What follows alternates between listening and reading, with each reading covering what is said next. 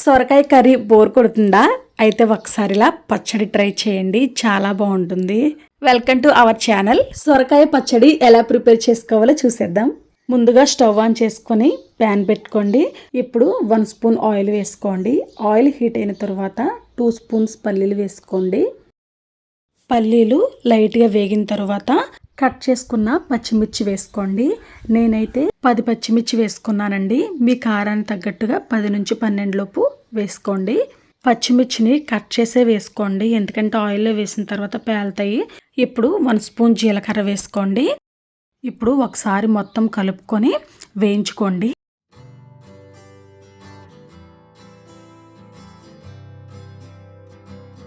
ఒక 2 మినిట్స్కి అయితే నాకు వేగిపోయాయండి.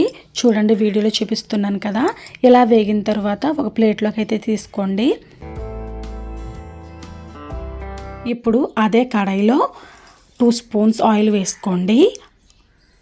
తర్వాత సొరకాయ ముక్కలు వేసుకోండి. నేనైతే 1 కప్ తీసుకున్నానండి. పైన పీల్ తీసేసి చిన్న ముక్కలుగా కట్ చేసుకొని వేసుకోండి. మీడియం సైజ్ టమాటాలు 2 తీసుకోండి. అవి కూడా చిన్న ముక్కలుగా కట్ చేసుకొని వేసుకోండి.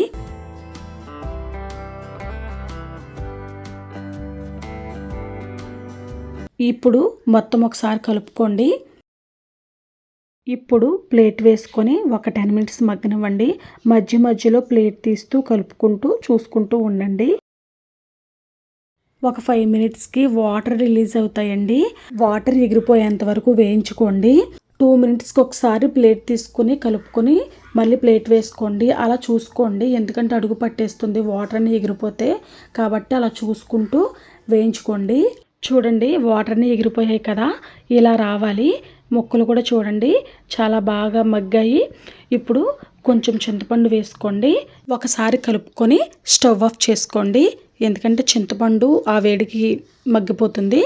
చల్లారిన తర్వాత ఫస్ట్ మనం వేయించుకున్నాం కదా పల్లీలు, పచ్చిమిర్చి, జీలకర్ర, అవి వేసుకొని గ్రైండ్ చేసుకోండి. ఇప్పుడు సొరకాయ, టమాటా ముక్కలు కూడా వేసుకొని గ్రైండ్ చేసుకోండి. మెత్తని పేస్ట్లా చేసుకోవద్దండి, కచ్చాపచ్చాగా అంటాం కదా, ఆ విధంగా గ్రైండ్ చేసుకోండి. ఎందుకంటే మెత్తని పేస్ట్లా ఉంటే రైస్లో కలుపుకోవడానికి కూడా టేస్టీగా అనిపించదు మనకి. అక్కడక్కడ పల్లీలు, వెజిటబుల్ ముక్కలు తగిలితేనే మనకి రైస్లోకి బాగుంటుంది. వీడియోలో చూపిస్తున్నాను కదా, ఆ విధంగా గ్రైండ్ చేసుకోండి. ఇప్పుడు ఒక ప్యాన్ పెట్టుకొని 2 టేబుల్ స్పూన్స్ ఆయిల్ వేసుకోండి. 4 వెల్లుల్లి రేఖలు వేసుకోండి. 2 ఎండుమిర్చి వేసుకోండి. ఇప్పుడు తాలింపు దినుసులు వేసుకోండి. పచ్చిశనగపప్పు, మినపప్పు, ఆవాలు వేసుకోండి. కరివేపాకు వేసుకోండి.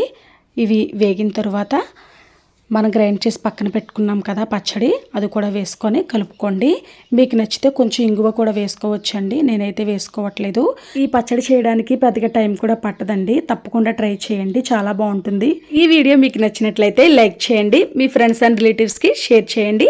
నా ఛానల్ని సబ్స్క్రైబ్ చేసుకోండి. Thanks for watching.